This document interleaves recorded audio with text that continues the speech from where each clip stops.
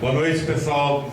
Primeiro, muito obrigado pelo convite. Eu me sinto honrado e eu gostaria de frisar que eu pretendo ser útil para vocês. O que eu puder passar para vocês, o meu objetivo é que eu tenha alguma utilidade.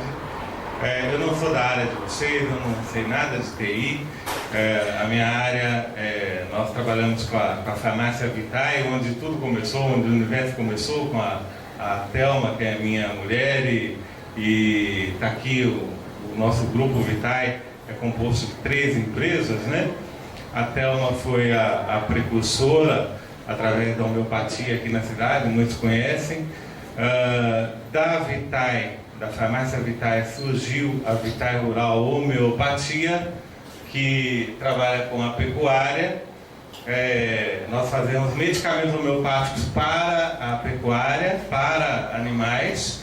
E depois, no terceiro momento, nós tivemos a ideia e estamos concretizando a Vitae Rural Biotecnologia, que é um projeto, todos 3 ligados à saúde limpa, foi a frase que nós cunhamos, saúde limpa, tanto na saúde humana como pecuária, como agricultura, porque todos os processos são livres de contaminantes químicos que possam fazer bioacumulação. Tá? As tecnologias que a gente trabalha fazem com que você tenha saúde humana, ou saúde na pecuária, ou na agricultura, através de tecnologias sem resíduos químicos. Tá? Esse é o ponto central. Então eu gostaria de falar rapidamente para vocês aqui, e depois a gente iniciar um bate-papo para que eu realmente seja útil para vocês. Tá? Eu sou farmacêutico industrial, formado pela UFMG, estou aqui em Uberaba há mais de 20 anos e a gente está tocando esses projetos aí de forma humilde, mas persistente. Obrigado, Vitor, pelo elogio aí, né? Mas eu não sei, acho que o pessoal fala que nós somos campeões por termos angariado muitos recursos governamentais, recursos de fomento para nossos projetos, né? Então esse é um dos pontos de interesse, acredito que vocês tenham. Realmente trilhamos esse caminho. Não é um caminho muito fácil, mas também não é difícil não, depende da qualidade do projeto, tá? Depende da qualidade, do interesse comum, do interesse ao bem comum do projeto. Isso é muito importante. Eu quero também falar um pouquinho de vendas, o foco nas vendas. Eu sempre digo que até hoje eu não aprendi a vender, tá? A gente precisa ter um foco muito grande. Claro, se a gente não soubesse vender nada, não estaria aqui, certo? A empresa tem que estar ancorada numa capacidade de venda. Mas eu julgo que nós não sabemos vender porque nós somos ainda empresas modestas. Nós precisamos de uma expansão muito grande. Eu acho que o foco nas vendas é essencial para qualquer um que queira realmente decolar. Tá? E a tecnologia de vendas, vocês já se perguntaram por que não tem um curso superior de vendas? Vocês já conhecem alguma faculdade que chama Vendas? Alguém ouviu falar? Donaldo, você é experiente, como é que é? Não tem porquê. Esfregar a barriga no balcão. Pois é, eu acho que deveria ter, tá? O vendedor é inata. Não, é inata a capacidade? Não, gente. Vamos lá, você tem muita coisa para aprender, tá? Quem tiver essa qualidade, melhor ainda, mas se tivesse uma faculdade de venda, seria muito importante, tá? E o que o Vitor chama a atenção vamos criar, aí ó, a ideia. Vamos criar. Eu acho fundamental. Não sou eu o autor dessa frase, tá? Eu ouvi de um consultor há muito tempo. A Silvestre estava na época participando, lembra? Da Unitec, e depois o Vansan veio, você lembra? Foi ele o autor da frase. Por que não tem uma faculdade de vendas, tá? É uma pergunta a ser feita para as universidades aqui. Outro ponto que a gente faz bastante é interagir com os institutos de tecnologia. Tá? O Grupo Vitar interage com o IFTM, com a UFTM, com a Uniub, Unitec, com a UFMG um pouquinho, com o Senai, através do edital Senai de Inovação, tá? Às vezes eu acabo esquecendo alguma coisa, depois a gente lembra. Com o CNPq, com a FINEP, tá? Então, aí já não são institutos de tecnologia, o SEBRAE, tá? Me desculpe aí os esquecimentos, gente, pelo amor de Deus, não é intencional, tá? Mas então esse é um outro aspecto, interagir com os institutos de tecnologia. Uma outra coisa ainda por fim é o papel das empresas. Outro dia eu estava conversando com o Adriano, né, Adriano? Cada um tem que fazer a sua opção, mas eu lanço uma pergunta aí. Todo mundo aqui é capaz de criar uma inovação, depois desenvolver essa inovação, passar pelo processo todo, porque você passa querendo ou não, desde um protótipo, desde um desenvolvimento até um protótipo, depois aprontar isso para o mercado e depois ganhar o mercado, são coisas diferentes, tá? Será que todo mundo aqui vai trilhar esse caminho? Eu gostaria, só que eu estou me convencendo muito mais de que é necessário procurar parceria, mas no meu caso, tá, gente? É caso a caso, mas no meu caso, na biotecnologia, na atuação da agricultura, eu estou cada vez mais convencido que é fundamental uma parceria, no mínimo, uma parceria de canal de venda, tá? Por quê? A agricultura brasileira talvez seja a maior do mundo, das maiores do mundo, tá? Os players são poderosíssimos. Nós estamos falando de Syngenta, Bayer, BASF, Pioneer, falam Pioneer mesmo, tá? Então, aí vai a Vitar Rural falar: opa, estou presente no mercado. Pô, gente, não é assim, tá? Esse pessoal tem 500, 600, 700, às vezes 1000 pessoas espalhadas pelo Brasil, cada um sendo um representante técnico de venda, cada um na sua região ou micro-região e conhecendo. Então, vocês acham que a Vitar Rural vai ter condição de fazer o mesmo papel? Colocar 50, 100? 50 ainda ela vai depois de 10 anos, mas tem que se repensar a questão do criar uma inovação, depois desenvolvê-la, fazer um protótipo, criar o sistema de produção em massa, que vocês é diferente, aprontar ela para o mercado, a finalização, a design, né? E depois colocar no mercado. Eu acho que isso tem que ser feito, tem que ser revisto, tá? Bom, vamos lá então. Feitas as apresentações, eu acho que a gente poderia pensar vamos começar pelo fomento, tá? Eu consegui, através da Vitar Rural, homeopatia, um primeiro fomento que foi o PRIME FINEP. Foram R$120 mil no programa da FINEP. PRIME é a primeira empresa inovadora, isso foi em 2009. R$120 mil para você gerenciar, 2 parcelas de 60. Quem ganhasse esse privilégio tinha que fazer um treinamento, primeiro online, depois Belo Horizonte, escrever um plano de negócios, e aí, sendo aprovado, você teria R$120 mil na conta. Isso foi o primeiro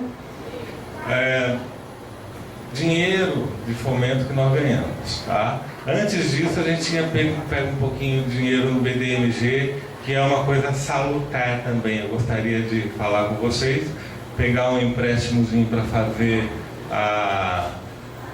o início de um trabalho, dependendo da sua expectativa em relação a quando você vai entrar no mercado, porque todo empréstimo você tem que pagar.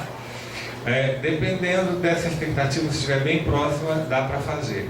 E é legal outro aspecto, que ele exige tanto papel, mas tanto papel, tanto documento, que a sua empresa fica nos trinques, tá? É isso aqui, assim, de papel, com certificados de tudo quanto é lugar, e aí é bom, nem que você não pegue mais o empréstimo, você deixa a empresa redondinha, tá? Isso é legal. Então, o PDMG, depois veio o PRIME, 120 mil reais, duas parcelas de 60 mil, programa maravilhoso, vinha na conta da empresa, você tinha que prestar contas, ter que produzir um plano de negócios, mas o que aconteceu? Para a operadora desse programa FINEP, que era a Biomina, lá de BH, foram reservados 120 projetos desses. Não teve projeto, não teve empresa para angariar todos. Foram 78 contemplados. O resto não trilhou o caminho de forma eficiente e suficiente.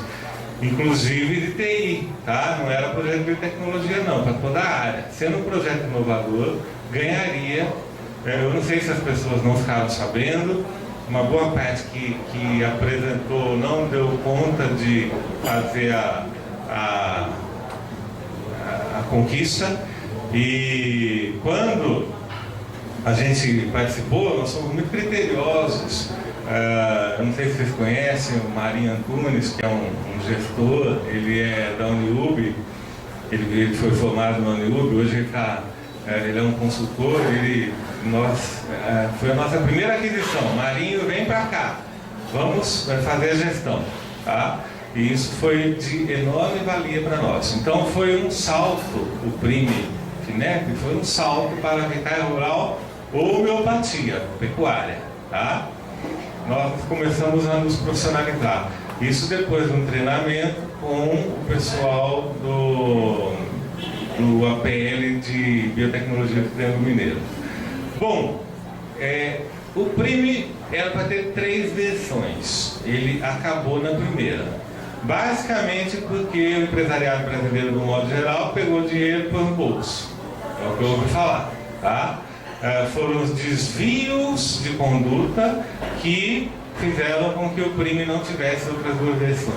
Graças a Deus deu para a gente aproveitar, mas infelizmente um monte de empresas promissoras ficaram sem por causa de um comportamento pouco recomendado, pouco honesto, né? Vamos falar a verdade. Depois do PRIME a gente conseguiu vários programas, eu não vou falar na ordem, mas aí já entramos com a ideia da biotecnologia, tá? A biotecnologia, por que a ideia surgiu? Porque nós queríamos navegar no Oceano Azul, ou seja, arrumar uma tecnologia em que houvesse o ineditismo e que a gente pudesse, então, no fim das contas, o Oceano Azul você estabelecer preços, porque não tem ninguém no mercado com um produto semelhante, tá?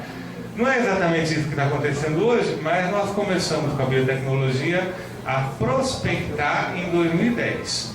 Até que achamos na Embrapa, uma das Embrapas, que é lá em Sete Lagoas, conversamos, negociamos, um trabalho muito longo. Em 2012, nós fizemos um contrato de transferência de tecnologia, tá? Baseado em royalties e tudo. Esse contrato, ele nos deu o direito de adquirir a tecnologia e nos deu a obrigação de colocá-la no mercado, tá? Porque é para servir a coletividade, tá? E mediante pagamento de royalties. E é um setor, como 60%, 70% da atividade no Brasil, é um setor que exige certificação sanitária, de alguma forma ou de outra, tá? Isso implica numa demora de pelo menos 5 anos, tá, no seu projeto. Para você conseguir todas as certificações, vai uns 5 anos aí. Então, eu estava falando com o Fred, o Fred da G7, falei, olha, o Fred, vocês têm uma sorte, vocês não precisam gemer aí 5 anos mais ou menos para conseguir pensar em pôr o produto no mercado. Então, eu estou falando de primeiros contatos, 2010, assinatura do contrato, 2012, projeção para o produto entrar no mercado, 2017. Não é porque é difícil de fazer, tá? É por causa da vigilância sanitária no modo geral, o número de órgãos, a burocracia, etc. Bom, mas nesse meio tempo, como nem tudo são problemas, a gente tem flores também, nós conseguimos um edital FINEP de inovação, tá? Os editais, vocês na área de vocês têm o canal que comunica vocês quando abre o edital para a área? Vocês têm isso o tempo inteiro, né? Então, o fazer um edital é um baita de um caminho, desde que você tenha um bom projeto, desde que você tenha um projeto realmente relevante, tá? Porque se ele não for um projeto relevante, como que você vai conquistar esse edital? Porque dezenas, centenas de pessoas vão lá procurar esse edital, tá? Mas nós conquistamos o edital FINEP de apoio a processos biotecnológicos em 2013. Aí, mais um tantinho de burocracia, o dinheiro foi liberado em janeiro de 2015, tá? Depois de ter conquistado, teria que ser liberado. Na prática, na melhor das opções, seria abril de 14, mas pela burocracia foi para janeiro de 15. Então, você tem que ter estômago para trabalhar esses editais também, tá? Esses processos. Só que é um edital muito graúdo da FINEP, bastante graúdo, tá? Um bom dinheiro.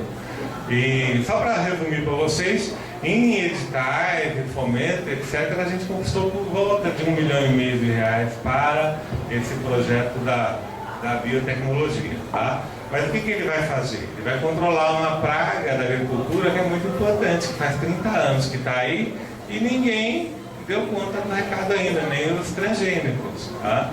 A gente vai entrar, vai controlar o Brasil inteiro? Não, vai controlar 1%, 2% da área plantada. O Brasil é enorme, tá? A agricultura brasileira é enorme.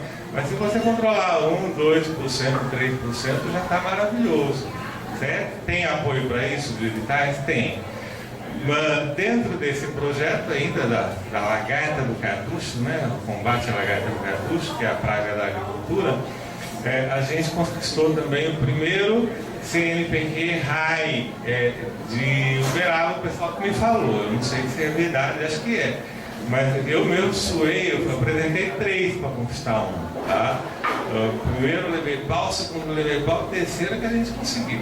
E quando eu vou fazer edital, gente, eu me interno lá dentro de manhã eu trabalho em algum lugar, né, em alguma empresa, dou uma olhada, e à tarde eu volto para minha casa e fico até de noite. Até de noitão, tá? Todo dia fazendo isso, 3 semanas, um mês mais ou menos, para escrever o edital, para poder elaborar tudo. Depois ele tem que chamar o pessoal da parte de construção financeira, né?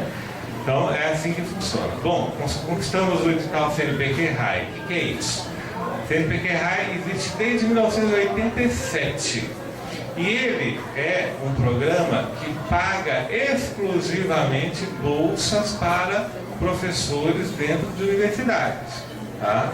Então, se você tem um programa de TI, acredito que ele vai ser, tem que ver a época, qual o foco do edital CNPq RAI. Se for, não sei se existe na área de TI, mas eles têm, todo ano tem um foco diferente, tá? Ou alguns focos, né? E então você consegue, por exemplo, na casa de 200, 300 mil reais, para pagar em bolsa de doutores da UFTM, doutores da Uniub, doutores do IFTM, tá? Então, você provoca uma interação universidade-empresa, certo? Isso é muito legal. Acho que deve ser visto com bons olhos aí, tá? Então, eu já falei do PRIME, já falei da FINEP, já falei do CNPq. Tem um caminho muito interessante para vocês da área de TI também, que é o edital Senai de Inovação. Alguém conhece? O edital Senai de Inovação. O edital Senai de Inovação ele veio até 2013 com um lançamento de edital por ano.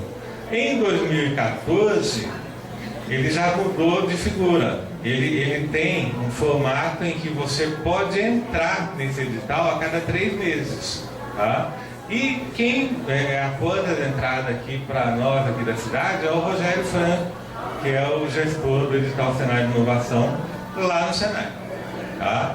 Uma pessoa que eu quero muito bem, que trabalha pra caramba, que me ajudou bastante, que já demonstrou boa vontade, aquela boa vontade de quem quer construir, construir não é para o bem próprio, é construir para o bem comum.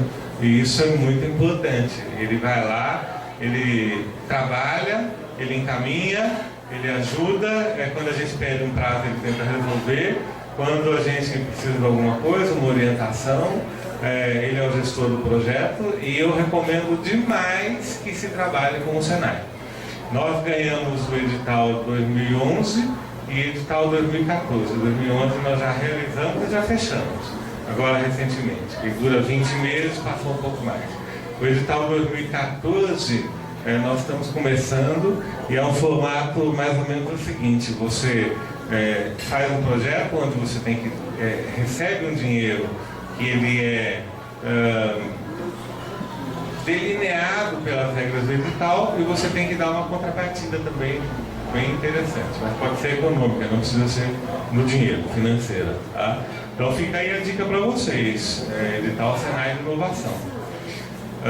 Em termos de editais, eu acho que é isso aí. Se eu esqueci de alguma coisa, tá? Recomendo, não sei, como é que é a interação com a universidade aqui? Vocês têm algum departamento que poderia ajudar vocês dentro de alguma universidade? A incubadora. Mas a incubadora é uma organização. Pode falar. O estagiário da UFTM e justamente uma das propostas do nosso departamento é justamente fazer essa interação entre empresas de mercado. Então, o NIT é uma... Núcleo de inovação local. Pode falar aí. O Núcleo de Inovação Tecnológica da UFTM, que além de registro de marca, de patente, esse tipo de coisa, ele também tenta fazer justamente essa integração de buscar empresas que precisam de inovação em alguma parte da empresa, do processo, independente da parte de forma geral, ela precisa de alguma inovação, a gente tenta interar isso no meio acadêmico. Trazer para um doutor ou para um mestrando, independente da pessoa. Então, o NIT, ele é coordenado pela professora Mônica Okura. Isso. Ela é meu anjo da guarda na UFTM, tá? É uma pessoa que eu adoro também trabalhar com ela, uma pessoa que é outra daquelas que assim, não mede esforço. Você conhece ela, né? Como é que é o nome? Eu me chamo Rafael. Rafael. Então, Rafael, você conhece a professora Mônica, ela trabalha de manhã, de tarde, de noite, de madrugada, você pediu alguma coisa para ela, ela faz. Você quer entrar, interagir na universidade, empresa, ela vai dar o sangue para fazer isso. E nós conseguimos, desde 2013, um contrato, não um contrato, é um convênio com a UFTM, com a participação de 3 doutores que trabalham hoje conosco, que é a professora Mônica Okura, professora André, ela é microbiologista, o professor André Pedrosa, que é da Biologia Molecular, e o professor Luiz Carlos de Moraes, que é da Química. Esses 3 doutores estão encarregados de fazer uma nova fórmula para o nosso produto, tá? O Bacillus podóptera da agricultura, que vai matar a lagarta do cartucho. Tá? É um controle biológico de um outro bicho, né? Que é a lagarta do cartucho, que está lá no milho e em outras plantações. Eles é que estão produzindo a fórmula para nós. Então nós estamos interagindo com o NIT. E semana passada, por exemplo, eu cheguei sexta-feira parecendo um tatu, de tanto que eu fiquei no meio da terra, lá no IFTM. A gente foi fazer a aplicação, um experimento do IFTM com quem a gente interage também, tá? A Raquel Rezende vocês conhecem, né? A Raquel Rezende é também, ela é nossa, eu considero uma pessoa muito amiga, e nós estamos juntos aí desde 2007, mais ou menos. Ela foi a principal figura que me introduziu no ramo do empreendedorismo, tá? Eu aprendi muitos caminhos através da Unitec e da Raquel, tá? Que mais que eu poderia falar para vocês que seja útil? Eu acho que vocês já têm um panorama aí do que a gente está fazendo, né? Como estratégia, né, Vitor? A dona Thelma segura as pontas lá na farmácia Vitae, porque ela tem ela é mais organizadinha, mais conservadora, mais pé no chão, não gosta de variações drásticas de ambiente, ela não arrisca tanto. O Paulo, aqui, já tem um perfil um pouco mais atirado, né?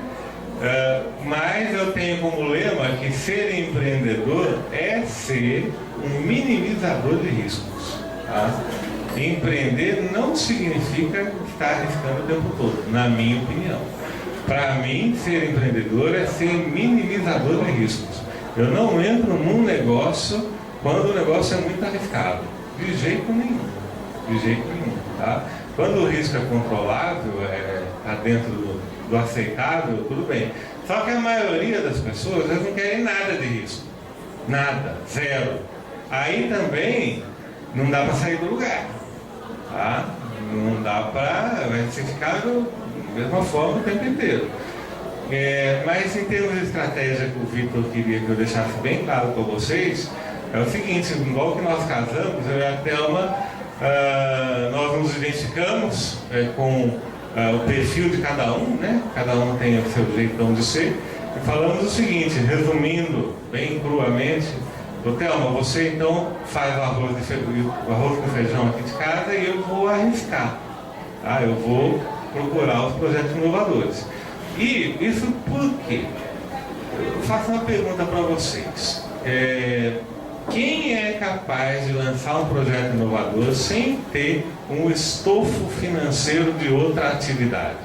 Como que você coloca um projeto inovador para rodar, porque ele tem tempo de maturação, você querendo ou não? Como que você põe ele para rodar, que demore 2 anos, se for muito rápido, tá? Demora de 2 anos significa, vamos supor, da concepção da ideia ao início do faturamento no mercado. Não conheço projeto assim, mas deve ter na área de vocês, talvez até mais rápido, né? Hein? Um ou outro. Então eu pergunto para vocês, quem é que vai pôr arroz com feijão na mesa em 2 anos seguidos? Fala para mim. E no meu caso, que são aqui, está indo para 7 anos, 2010 a 2017, 7 anos. Conta quantos meses são, conta quantos dias são. Como que eu vou entrar num projeto desse se eu não tiver algo que dê suporte, tá? Alguma empresa que dê suporte? Quem sustentou essa daqui? Foi essa. Quem sustentou essa? Foi essa. Tá? Então, eu peço um cuidado muito grande quando vocês forem fazer um empreendimento, plano de negócios, Canvas. Vocês aprenderam Canvas? Estão aprendendo Canvas?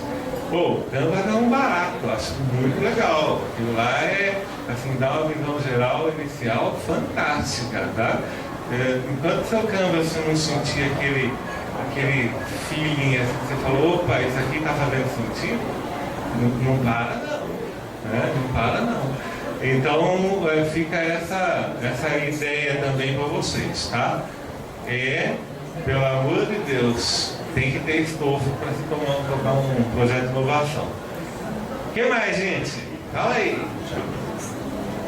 Alguma coisa que eu possa contribuir? Agora a gente pode abrir para perguntas, né? Sim, vamos abrir. Oi, Paulo.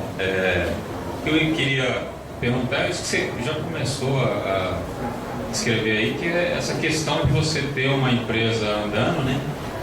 E aplicar ideias novas nela. A experiência que você traz aí, como se o melhor é levar em paralelo, ou você pegar às vezes coisas que a empresa já faz no dia a dia e aplicar em alguns projetos para ir recebendo alguns fomentos, né? E ajudar não só a andar aquela empresa que já está andando, mas levantar projetos novos também.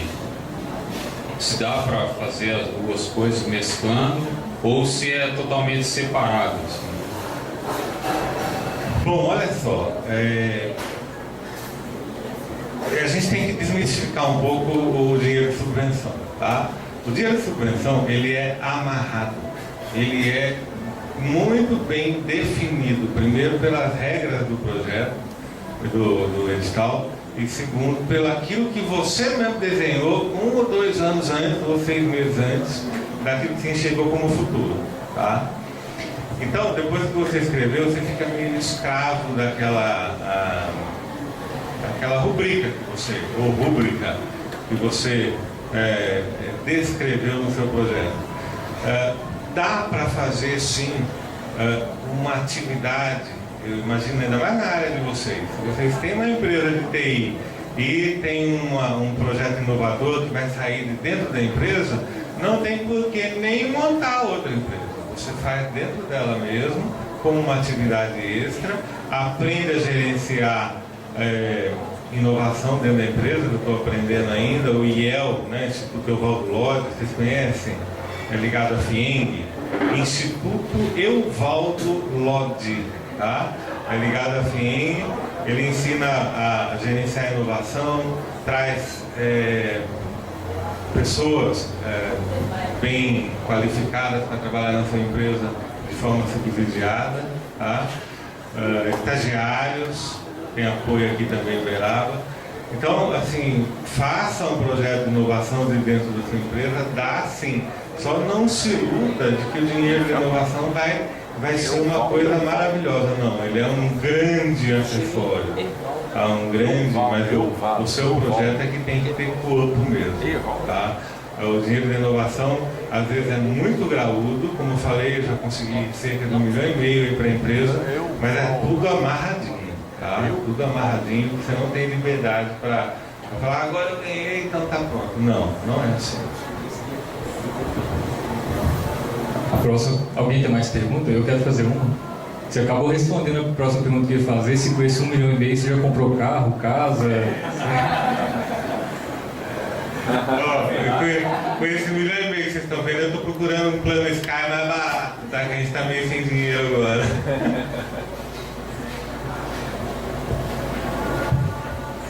Boa noite. Na questão do fomento, geralmente as empresas, as instituições doadoras, elas procuram que a empresa dê lucro ou que sirva de alguma coisa para a sociedade? As duas coisas. Tá? Nenhuma empresa é viável se ela tiver a intenção de servir para a sociedade sem lucro, ela não vai existir. A longo prazo? Não, isso não é a análise, não. A análise é feita assim, depois que você monta o projeto todo, tá? Vem especialistas, dizem que de alto gabarito, eu não conheci nenhum, nunca vi quem analisou nossos projetos, mas ele vai ver se aquilo está fazendo sentido, tá? E vai ver com olhos de águia, certo? Tanto o sentido que você escreveu sobre o contexto todo, porque ele pergunta para você qual que é a inovação principal, o que é que vai ser seu produto estrela, quanto que ele vai ganhar, quem são seus concorrentes, então descrevam os concorrentes, qual é a sua experiência, qual vai ser o preço final, quanto de matéria-prima que você precisa detalhadamente para fazer, qual que é o preço da mão de obra. Então, uma série de perguntas, e depois é uma análise financeira também, tá? Valor presente líquido, todo projeto tem. Quanto é o valor presente líquido? Que é basicamente quanto o projeto vale no papel, do jeito que ele está lá, tá? O valor potencial dele, o valor do projeto potencial. Como você faz para calcular? É você que calcula? Eu chamo um larim. Tem uma pessoa que você que faz isso? Tem uma pessoa que faz. Essa parte financeira, eu procuro, na realidade, entender todos os conceitos, tá? E que não são, na minha opinião, não são difíceis, não. Mas, para fazer o beabá, a trajetória, tem que ser especialista. Eu creio que, embora a gente já tenha modelos, tá? Mas eu não sei operar com desenvoltura uma calculadora financeira, por exemplo. Eu sei aquilo que vai estar lá. A taxa interna de retorno é o outro quesito que é olhado bastante, fundamental num projeto, numa análise financeira, tá? De um projeto. E E assim, o que ele tem que ter, eu acho que você queria saber, assim, a relevância do projeto. Esse é o negócio. Então, na área de vocês, o que seria? Porque na minha área eu dou exemplo aqui, vai controlar a gaita do cartucho, que está aí faz 30 anos. Todo mundo sabe que isso é importante. Tá? Todo mundo sabe. Se você não controlar, você tem menos milho, você tem quebra de produção de milho, sorgo, soja, algodão, etc. Tá? Então isso é muito óbvio. Agora, aí na área de vocês têm que pegar um negócio que seja bastante importante também. Tá? Por exemplo, no ramo de defesa. Defesa deve ser muito importante a aplicação de TI, não sei se vocês estariam aptos para atuar nisso daí. Não sei, gestão de comunidades. Em geral, startups, elas resolvem, empresas, né, mas principalmente as startups, resolvem problemas do mundo real. Esse é o primeiro passo, né, que a gente avalia, é se está resolvendo um problema do mundo real mesmo. Se aquela dor é a dor de mais pessoas ou é só daquela pessoa que tem aquela ideia na cabeça, né? Geralmente é por esse caminho que a gente inicia. Então, pronto, já está respondido. Se você tiver um projeto que resolva uma dor, né, é o caminho. É fundamental. Olha, se vocês querem dinheiro de fomento, tem que ser com um projeto de relevância, tá? Não dá para ser, não sei se dariam fomento para produzir um jogo de celular. Acho que não, né?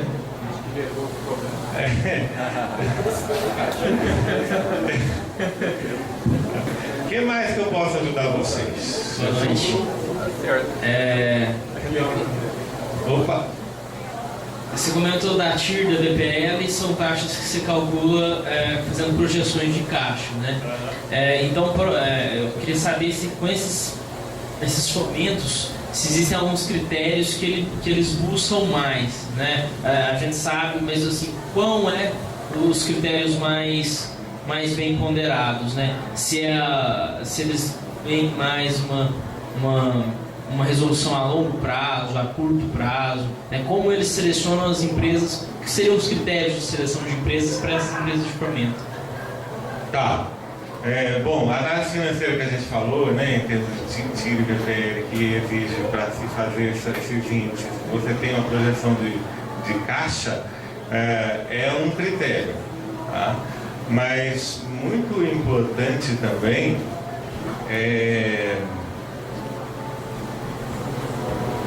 você dar uma contrapartida razoável. Tá? Assim, eu nunca ganhei projeto com menos de 60% de contrapartida do que aquilo que você vai receber. Tá? Isso é um outro critério bastante importante. Tá? Eu também nunca me arrisquei. Pode ser que com 10% você ganhe, mas eu não tenho certeza nenhuma disso não. Tá? Mesmo porque a contrapartida, como ela tradicionalmente não é só financeira, você não tem que pôr a mão no bolso, você está sem dinheiro, mas você tem uma estrutura funcionando lá. Tá? Aí você consegue colocar contrapartida econômica. Isso é muito importante. O mercado que você vai atuar, o conhecimento do mercado é fundamental. Aquilo que você vai escrever. O projeto FINEP que eu ganhei, que é a nossa empresa, eu tinha feito uma viagem através do edital Senai, tá? Que agora não pode mais, mas podia. Aproveitei o edital Senai, viajei um tanto bom para conhecer o mercado dessa área. Eu não sabia de nada, gente. Eu sou farmacêutico, industrial, eu não sabia de agricultura nada, tá? Tive que aprender. Aí eu fui para vários lugares e escrevi isso no projeto. E isso contou muito.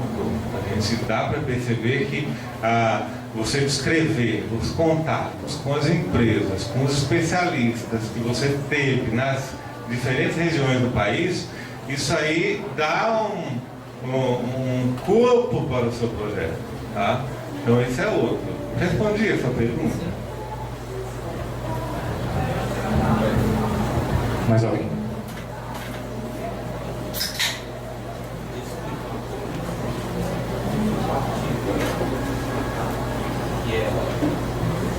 Tá, o Gil está pedindo para mim, depois eu vou explicar o que é a contrapartida, tá? Ô Paulo, eu queria que você comentasse se você tem alguma experiência com investidor anjo, que na Unitec a gente tinha visitas de instituições que representavam empresários e queriam investir em novos negócios, em empresas inovadoras. Você teve alguma experiência com Tive um pouquinho. Não como investidor, mas como uma paquera. Tá? O pessoal dos fundos de investimento, eles ficaram sabendo da existência da gente através da FINEP. Do edital FINEP, eles viram quem ganhou, que é público, certo? E foram atrás da gente. E aí pediram uma série de análises, algumas semanas, trocando e-mail e conversa pessoal. Ele esteve aqui presente 2 vezes, tá? Um fundo de investimento que ele funciona mais ou menos assim. Se ele achar interessante, no meu caso eu vou dar os números corretos para vocês. Eles queriam ganhar de 5 a 7 vezes o valor investido. Tá? O que é um fundo de investimento? É um monte de gente que tem bastante dinheiro e faz um caixa. Aí esse caixa vai ser gerenciado por um banco grande, tá? Ou uma empresa de investimento grande. Eles contratam, esse fundo contrata um gestor. Tá? Esse gestor tem uma rede de contatos enorme para avaliar se aquele negócio é bom ou se ele não é. Tá? E eles têm uma capacidade de gestão muito maior do que a gente imagina agora. São realmente profissionais do ramo de longa data. Tá? E aí eles chegam na sua empresa e você tem que dar números. Olha, minha projeção que eu vou fazer, eu vou vender tanto, a minha margem é tanto, a matéria-prima custa tanto, o meu mercado é desse tamanho, meus concorrentes são assim. Você tem que abrir o jogo. Tá? Aí ele vai te dizer se vai pôr dinheiro ou não. Porque a hora que ele quiser pôr dinheiro, ele tem muito dinheiro. É o que eles têm. No meu caso, eu não me lembro, se ele ia pôr acho que 2 milhões de reais. Um negócio assim, tá? Se precisasse de mais, acho que colocaria. Tem uns limites, tem uns números lá. Eu tenho 2 negócios, certo? A biotecnologia e a homeopatia. Eles têm alguns pilares essenciais, tá? E como a biotecnologia não tinha ainda produto no mercado, não foi possível esse pilar ser cumprido, tá? Então, naquele momento não daria certo a gente receber o dinheiro do fundo. Mas o que eles iam querer? Mais ou menos 40% de participação societária, tá? E eles colocam um administrador dentro da sua empresa. Ou seja, você não é mais dono sozinho, tá? Então, tá bom, mas eu não quero isso. Não sei, mas vale ser, como é que é aquele ditado? Mais vale ser rabo de tubarão do que cabeça de bacalhau, é isso?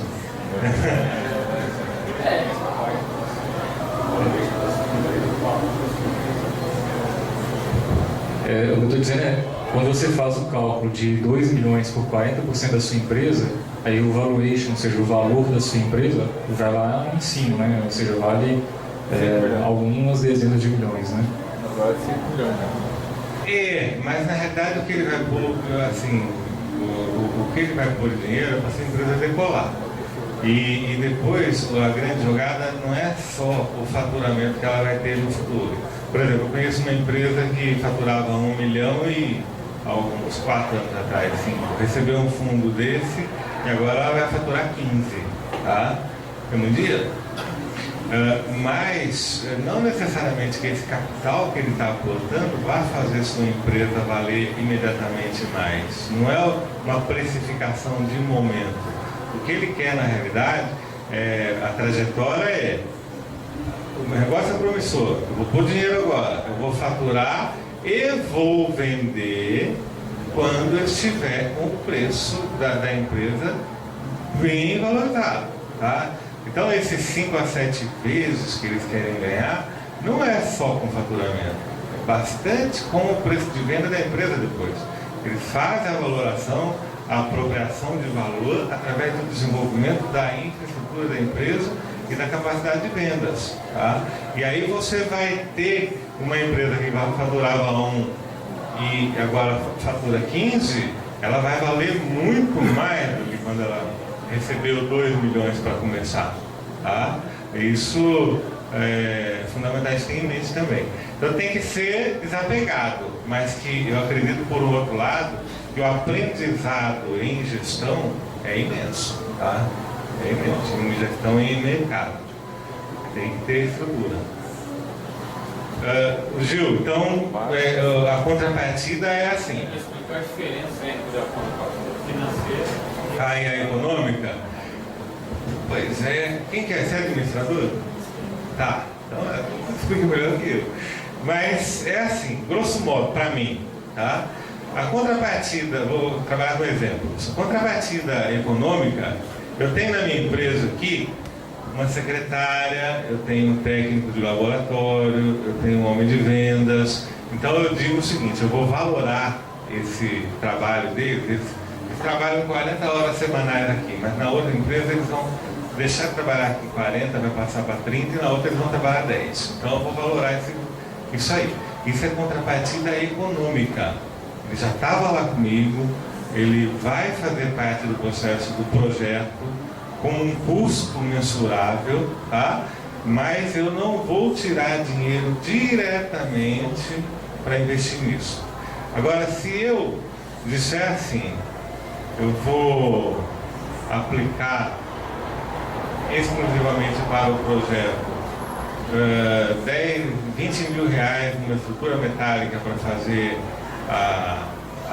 uma construção, eu vou estar fazendo uma contrapartida financeira porque eu previ, não algo que eu vou usar da minha estrutura, mas um dinheiro para comprar algo especificamente para o projeto. Tá?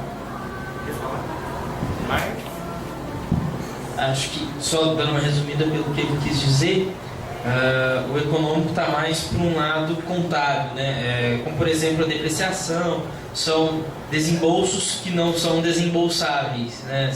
São desembolsos virtuais, e a parte que ele diz financeira seria mais uma coisa mais palpável. É isso? Seria isso? Quando você tem que tirar o dinheiro do bolso, isso é financeiro. Quando você prevê exclusivamente para o projeto, olha, eu vou comprar um carro para o projeto. Ele é um carro, ele é um bem, ele já não é dinheiro vivo. Mas se você for usar o carro exclusivamente no projeto e ele não existe ainda, esse carro não existe ainda, ele vai ser adquirido para o projeto, você está prevendo um desembolso em dinheiro para aquisição do bem, que vai estar a serviço do projeto. Isso é financeiro. A econômica é quando você já tem a sua infraestrutura antes do projeto que você vai utilizar. Tá? Como funcionários, como laboratórios, como estrutura de vendas. Só mais uma pergunta. Vocês, o grupo, conhecem algum projeto de crowdfunding? Tem algum projeto de crowdfunding assim? Conhecem como é que funciona? Não. É uma coisa até interessante se abordar nas próximas TI Talks, no TED. Tá rodando bastante. Já vou puxar no microfone, então vou falar um pouco. Crowdfunding você coloca a sua ideia na internet e qualquer pessoa pode estar financiando a sua ideia, né?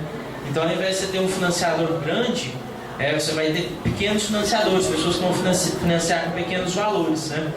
A gente tem alguns grandes sites, tem inclusive um brasileiro que é o Catarse, se eu não estou enganado, tem um americano também que é o Kickstarter. Eu estava até vendo que esses dias teve um protótipo de margarina, uma faca de margarina, que é uma coisa bem simples, é uma faca com alguns furos que você passa sobre a manteiga, e eles arrecadaram $380 mil para viabilizar a ideia. É um crowdfunding do Neil Young. Vocês conhecem Neil Young? É um cara que toca um country rock, um rock. Ele já é mais idoso, né? E ele tentou um projeto que se chama Pono no Kickstarter. E ele é famosíssimo no mundo inteiro, caramba. O Pono é um aparelho de ouvir música que ele, na convicção dele, ele falou: gente, vocês não sabem ouvir música não. Música de CD tá tudo com pouca definição, com pouca capacidade. A gente que ouvia música no tempo antigo.